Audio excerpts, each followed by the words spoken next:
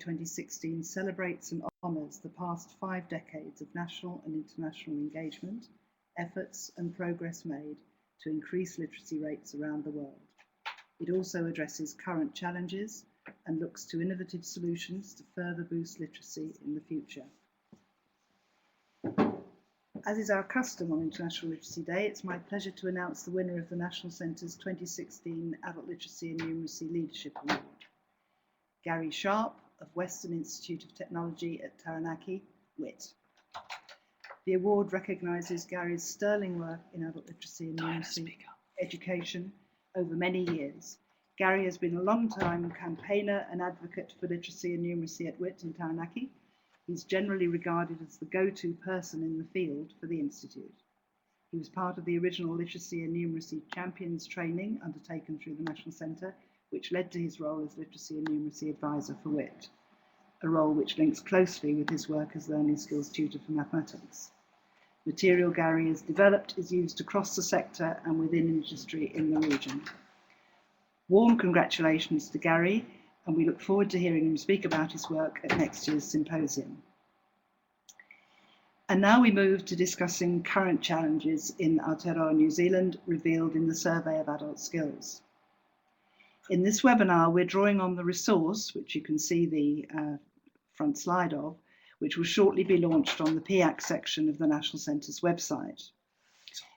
The National Centre of Literacy and Numeracy for Adults gratefully acknowledges the assistance of the Ministry of Education and the Industry Training Federation in developing this resource. My name is Diana Coburn. I'm Director of the National Centre of Literacy and Numeracy, and I shall start by introducing the resource and then hand over to David Earle, Chief Research Analyst, Tertiary Sector Performance Analysis at the Ministry of Education.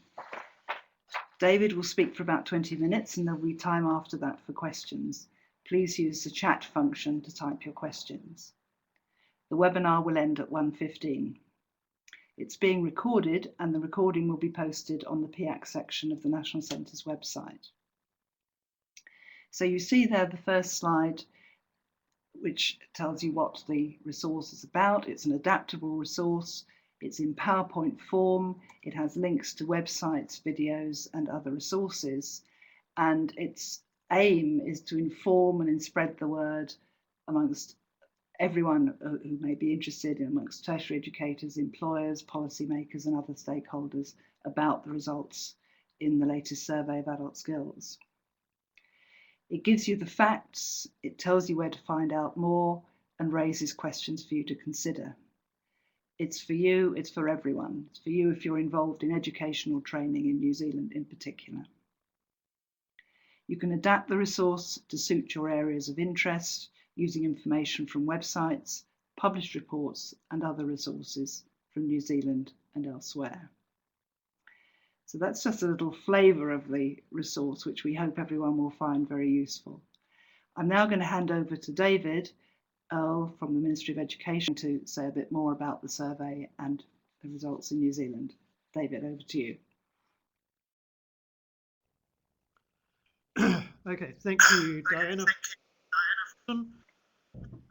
I'm going to give a brief overview of the results from the Adult Life Skills Survey of Adult Skills in terms of a view from the OECD and then some of the key highlights. There's a lot more information that is available in our published reports, and we will be doing further analysis as well over the next year or so.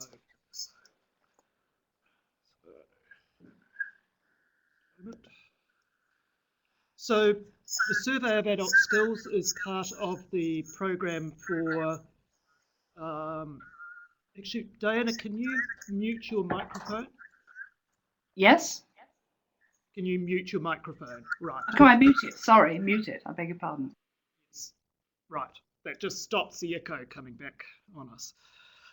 Okay, so the Survey of Adult Skills is part of the Program for International Assessment of Adult Competencies run by the OECD. It measures adults' proficiency in key information processing skills, which are literacy, numeracy, and a new area of problem solving in technology-rich environments. And it also gathers quite a large amount of information about the adults who are part of the survey and how they use their skills at home, work, and wider community. So there's a very rich data source of information available through the survey. The results of the survey are available for 33 countries, which covers most of the OECD countries, plus a number of other countries such as Singapore, and it was also run in Jakarta in Indonesia. So it's quite a wide range from highly developed to developing countries. We were part of the round 2 of the survey, and so our results, as I think many of you will be aware, were released on the 28th of June this year. There is a round 3 also happening with a few countries and also further deeper surveying within the United States as part of round 3.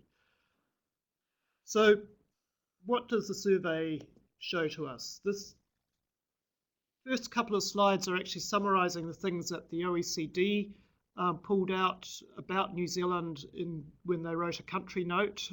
So it's the things that are notable if you're looking at New Zealand from the outside.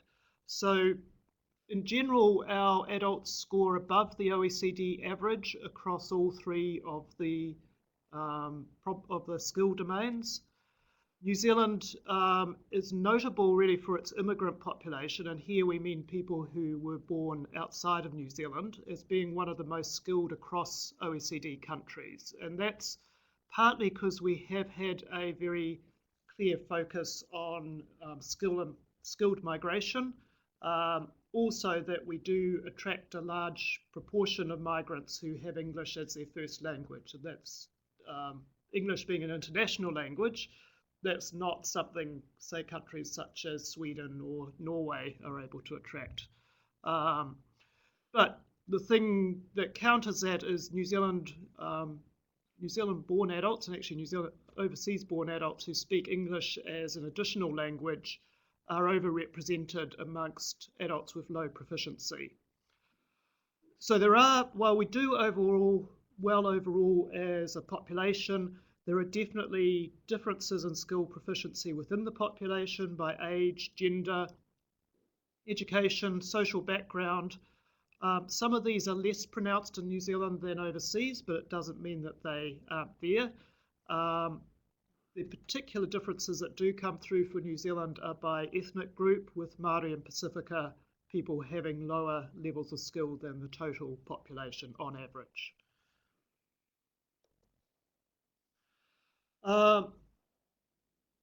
When the OECD looked at the question of literacy and numeracy and labour force participation and wages, they looked across a range of countries, and so New Zealand stood out as having a stronger relationship between having higher levels of literacy and numeracy and improved labour force participation and higher wages. They also looked at relationships between literacy and levels of trust in others, political efficacy, volunteering, and self-reported health. And in all cases, those have positive relationships within New Zealand, which are very similar to those observed in other OECD countries.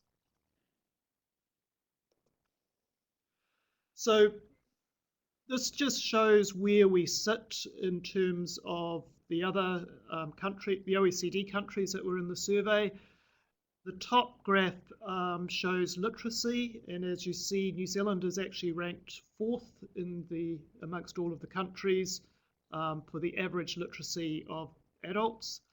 Numeracy, we are ranked somewhat lower, around 12th, and what you actually see if you kind of read all the country labels is there's a whole group of countries, New Zealand, Australia, and further down Canada, UK, and US, who also are higher on literacy than they are on numeracy. So the English-speaking countries in general are doing well on literacy and are much more in the middle in terms of numeracy. So there is something different about the way numeracy is valued or taught or supported in terms of the culture of countries like New Zealand, Australia and Canada, compared to some of the Northern European countries. On problem solving, we did very well compared to other countries. So using the average score as an indicator, we were 5th amongst all of the countries. If you took the proportion who scored well on the problem solving area, we were actually the top of all of the countries involved. So it shows a different area of strength that New Zealand has. Looking at the distribution of skills and within New Zealand and the change over time, the top graph deals with literacy, and so we've had 3 surveys now that have looked at adult skills and literacy. So in 1996 there was the International Adult Literacy Survey. 2006 we were involved in the Adult Life Skills Survey. In 2014 is the Survey of Adult Skills. All of these have comparable information about literacy, which can be compared over time, and use a similar approach, or have been standardized to the 2014 survey in terms of levels. So what we see is that on the right-hand side are people with very high literacy skills, and there has been a steady increase in the proportion of the population that have very high skills from 12% to 16%. On the left are those with very low skills, and so we've seen a steady decrease, particularly from 1996 to 2006 in people with low skills. So that's gone from 21%, if you add the blue and red together, to 13% for 2006 and 12% for 2014. In numeracy, there's a very different picture. Numeracy was asked in the Adult Literacy Survey and in the current survey, and so we've got 2 data points for that, and effectively it's the same. There has, over that period of time, while there's been a small shift in literacy, there's been no shift at all in numeracy. And so one of the questions we need to dig into is are there some groups where it has improved and some groups where it's declined? And so are there patterns underneath this total picture that give us more information about what's happening with numeracy? Problem solving in technology-rich environments. So I've mentioned this, but probably should explain it better. This is a new domain, and it looks at people's ability to work through everyday kinds of problems, such as organising a party or returning a purchase that you've made online, using basic computer-based technologies, so email, web browser, that spreadsheets and those kinds of things. And so it's testing really 2 things. One is people's ability to use technology, and the other is to think through various levels of problem, from quite simple problems to ones that are quite complicated and need some complex thinking and strategy. There are 5 groupings of levels in this. So the left-hand side is titled paper-based. These are people who were unable to use a computer for the assessment, and so they weren't tested on problem solving in technology-rich environments. We have one of the lowest group or proportions of people that fell into that group. And then there's a below level 1 and 3 levels. And so level 2 and above are people who are relatively competent at both the technology and working through problems with some degree of difficulty to them. People from below level 1 and above have basic technology competencies, but will have varying degrees of competency with the technology. So looking a bit more at the comparison with previous international surveys, this graph really just illustrates the differences that are going on for the total population compared with Māori and Pacifica. So you see again, this is just using averages rather than levels and distribution. So the average score for literacy is the top blue line, and that has steadily increased across the 3 surveys. The numeracy is the dotted blue line, and that has been steady. If we look at Māori, the increase they're showing a somewhat faster increase than the total population. So skills have been increasing, and the gap is closing a little bit, but not a great deal. And the interesting thing is for Māori, numeracy has also increased. Looking at Pacifica, which is the red line, there has been quite a strong increase, and so there is a more significant closing of the gap between the total population and Pacifica, particularly in literacy, and again, numeracy is increasing. And the thing to remember for the Pacifica population is there's still a large proportion of that population who do not have English as their first language, and particularly across the older adult population. And the survey was conducted entirely in English. So it is picking up their English language literacy, not necessarily literacy in their first language. And so that explains a lot of the big difference between Pacifica and the total population.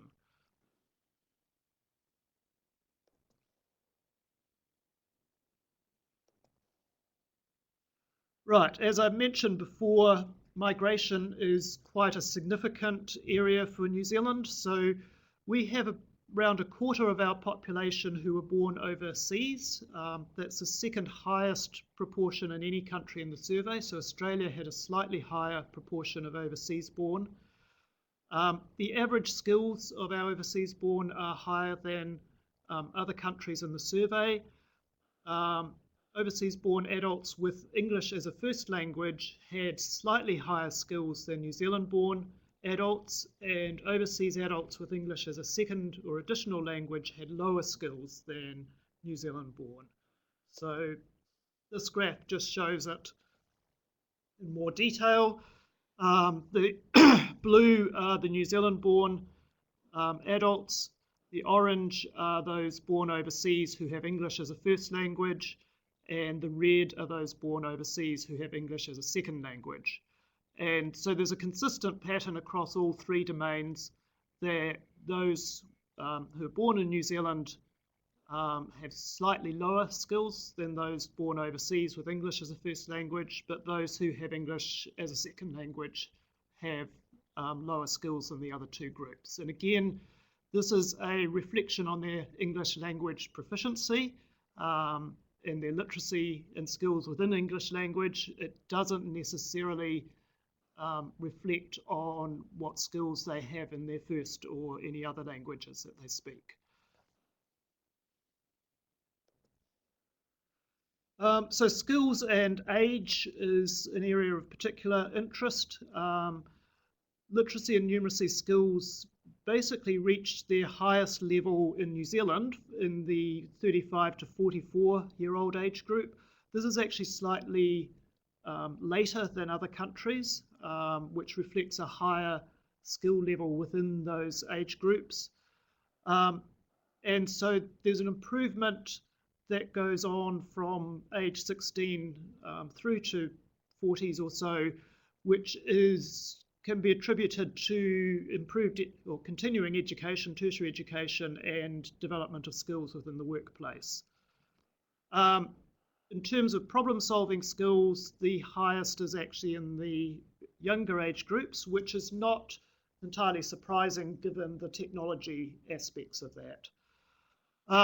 Our older population within the survey of 55 to 65 are actually ranked second highest for literacy in their age group in the OECD. So we have a very high skilled, comparatively, older population, which does kind of reflect the long history of education in New Zealand compared to some other countries.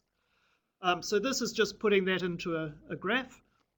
So the blue line at the top is the problem solving, and as you see, the highest levels of score are amongst those aged under 35, and then those with in the older age groups have somewhat lower levels.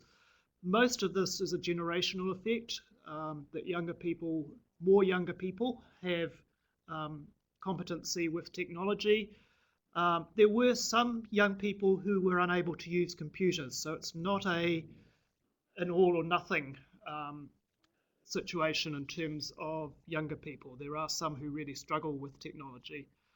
The literacy and numeracy is shown by the orange and purple lines, and so it shows the increase from age 16 to 40 or so, and then decrease after that. Now, the thing to remember is this is a point in time view, so it doesn't mean that someone who is aged 40 now will decline by that amount by the time they are 60. It's saying people who are aged 40 now have higher skills than people who are aged 60 now, and those two groups had quite different experiences of education and the workforce, and so it's capturing both an age and an improvement over time aspect to it. The analysis the OECD has done suggests that there is a small decrease in skills people have over their lifetime, but this is offset by whether they continue in employment and also by factors such as whether they undertake reading within their own time at home for pleasure. So there's a wide variety of factors that affect skills over age. Right, I'll briefly talk about the results for New Zealand in terms of skills and work. There is a whole report on this, so I'm really just picking out a few key highlights. The people who are working in the professional, scientific and technical services industries are the highest skilled within New Zealand, as you would probably hope that those industries would be. New Zealand workers have the highest average use of information processing skills at work within OECD countries. So there are questions about how frequently people use their skills at work, and we rated very high in terms of the use of skills at work.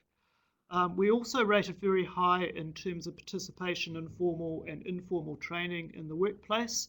And so informal training includes more than just doing courses or qualifications through tertiary providers, and more than just industry training. So this is learning through seminars, learning by doing, learning through other people, taking informal, like one-off courses to improve your skills.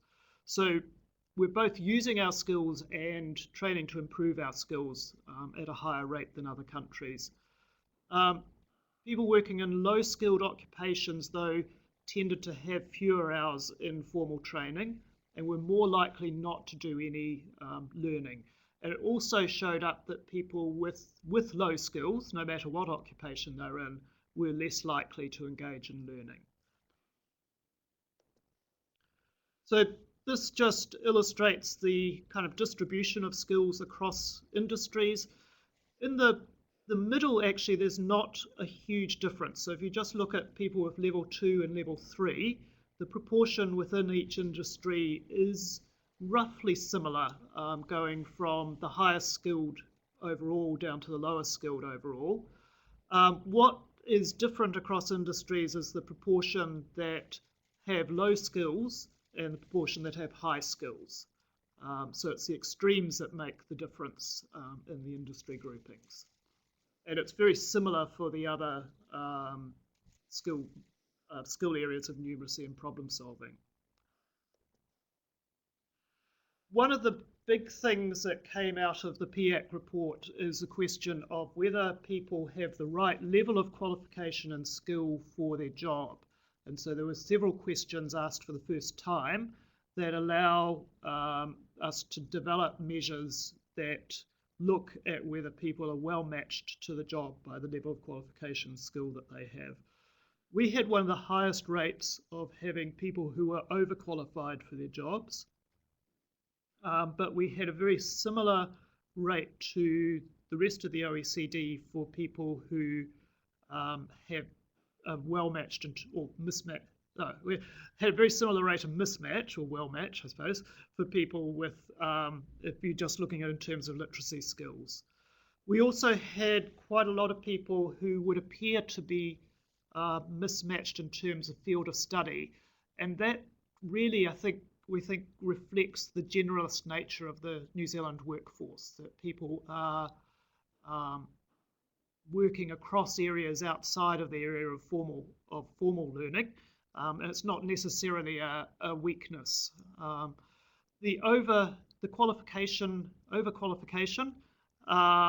is something we need to look at further. We're not certain whether this is necessarily a problem or is simply a feature of how things operate in terms of a workforce that is widely spread across the country and across industries, and that people may simply not always have the opportunity to work to a job that is exactly in their qualification area or level.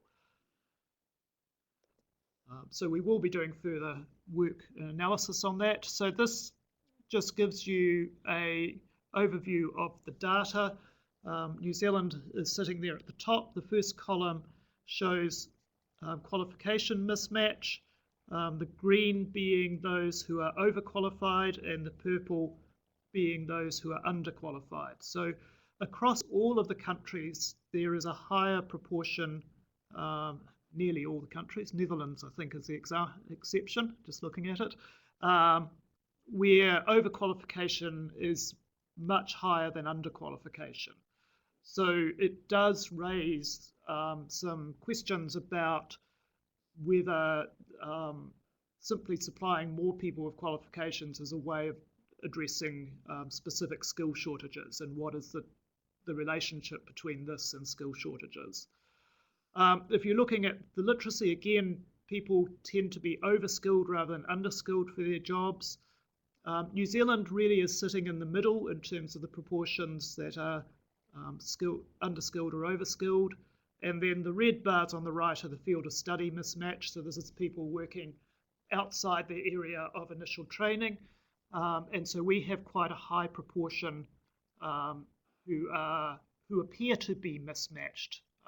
But how real that is in terms of experience and expertise for their job is somewhat uncertain. So we have produced 3 reports so far, which are available on the Ministry of Education's Education Counts website.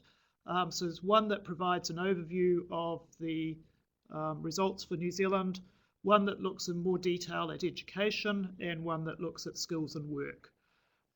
There's also the National Centre is maintaining material on its website. There's quite a lot of material available on the OECD website. If you search on PIAC, there's a range of papers they've prepared. There's also an area there you can go into and actually look at the data for yourself. So there's an online interactive tool where you can do your own data tables if you wish. So that brings to the end my brief presentation. We are happy to take questions. I haven't seen any questions come up on the chat. So, right, we have got a question being typed. You're all absolutely riveted to my presentation, obviously.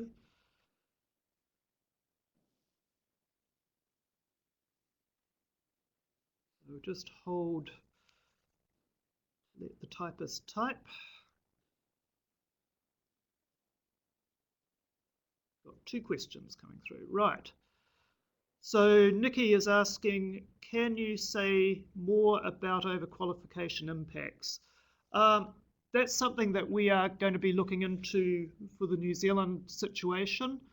The OECD have looked at it in general for the round 1 countries, and the general picture they're finding is that if you, I have to think how to explain this. If you have a bachelor's degree and you are working in a job that doesn't require a bachelor's degree, you will get a wage premium over your other colleagues that don't have a bachelor's degree. but you'll be earning less than people who are working in jobs that require a bachelor's degree. So you fall in between. So it's what kind of real impact does that have is uncertain. And I think the bigger question is, are we misallocating people or not using the full potential of people within the labour market? So these are kinds of questions that the Ministry of Business, Innovation and Employment are going to be looking into in their work programme.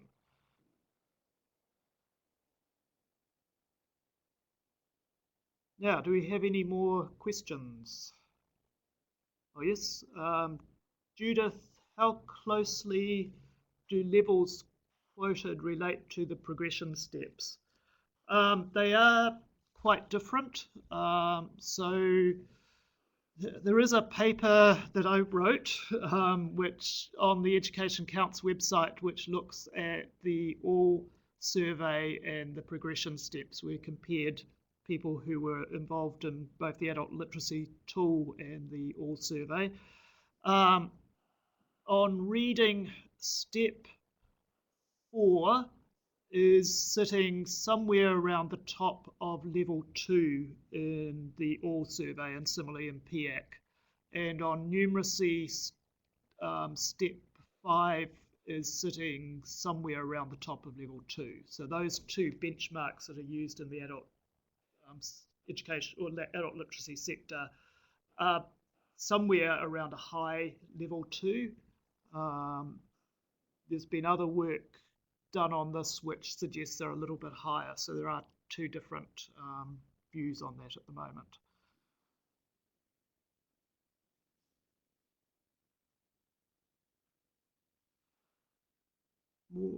Okay, so more about Pasifika, and is there if there is another measure of literacy and numeracy without ESOL factors. Just addressing the second part of Nikki's question, really you can't measure literacy and numeracy without dealing with the language factors. So no, we don't have anything that can say what is the literacy and numeracy levels of people in languages other than English. Even the adult literacy tool has the same issue. In terms of Pasifika, we have started to look a little bit more into them, and there are quite distinct differences between those who were born in New Zealand and those born overseas, and those whose first language is English and those whose first language was a Pacific language. Interestingly, the gains are all being made from 2006 to 14 amongst those born outside New Zealand and those who have English as a second language. So those who are New Zealand born with English as a first language, there hasn't been any notable shift in their skills, in the skills of that population. There will be shifts for individuals, but as a population, the skill level hasn't changed. So one of the concern areas actually with Pasifika is that the improving skills of those who were born outside New Zealand may be masking a stagnation in skills for those born within New Zealand.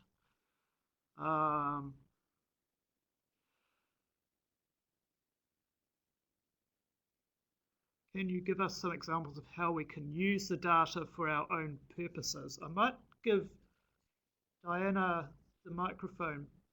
Actually, no. Diana, do you want to unmute your microphone and answer that question or address that? Because it's really to do with the resource, I think.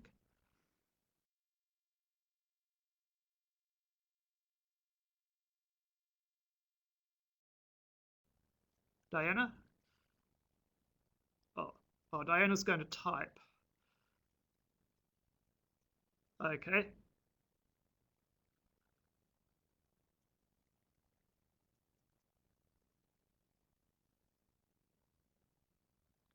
Just okay, just wait on questions.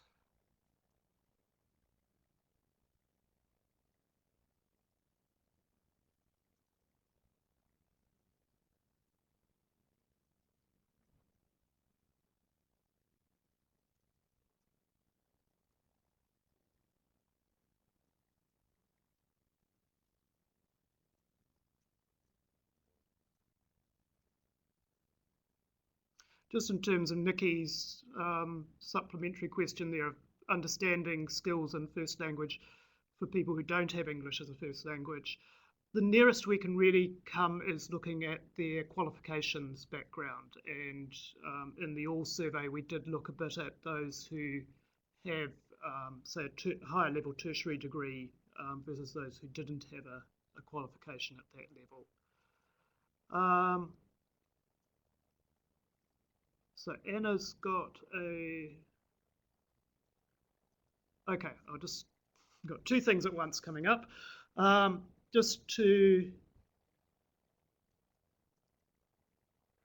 Diana's talking about using the data to explore your own questions is a real plus for PIAC. And as I said, there is data available on the OECD website. So it's something that you can do for yourself in terms of looking at a range of questions. Anna has just asked, is Pacifica numeracy is some distance from Pacifica literacy? What could be possible reasons for that? To be honest, I'm not sure. That's something that we are going to be doing a report on Pacifica as part of the next series of reports, and so that is one of the questions that we'll need to dig into. But at this stage, that's not something we've been able to explore.